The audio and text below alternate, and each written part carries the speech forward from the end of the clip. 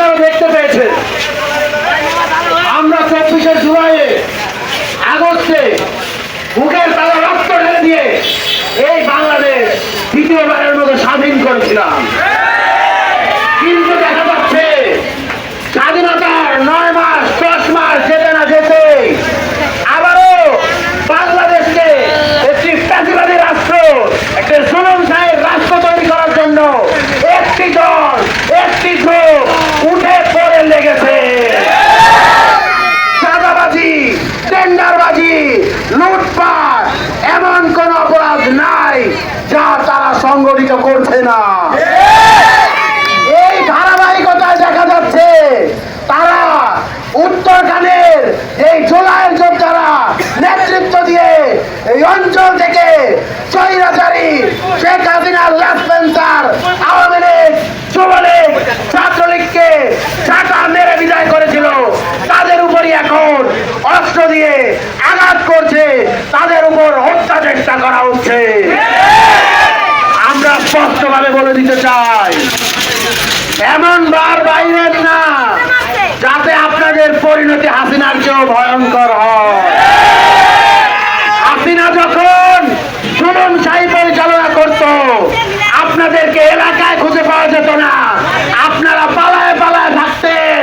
এই ছাত্র জনতা রক্ত দিয়ে গুলি খেয়ে আপনাদের এলাকায় ফেরার সুযোগ দিয়েছে।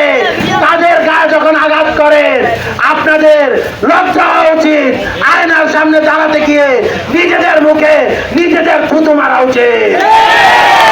আমরা স্পষ্টভাবে বলে দিতে চাই, আগামী 24 ঘন্টার মধ্যে উত্তরখানের জুলাইয়ের যোদ্ধাদের উপর যারা যারা আঘাত এনেছে, যারা রক্ত জড়িয়েছে, তাদেরকে যদি অ্যারেস্ট করা না হয় তাহলে জুলাইয়ের যোদ্ধারা চুপ না থেকে কঠোর থেকে কঠোর আন্দোলন ঘোষণা করবে।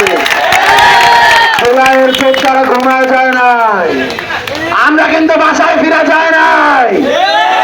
সুতরাং সাধু সাবধান, হুঁশিয়ার করে বলে, আপনারা যদি ঠিক না হন, ছাত্র জনতা রাস্তায় নেমে মাঠে এসে রাজপথ থেকে এমন ব্যবস্থা করবে তীরের মতো সোজা হয়ে যাবেন, পালানোর আর জায়গা পাবেন না।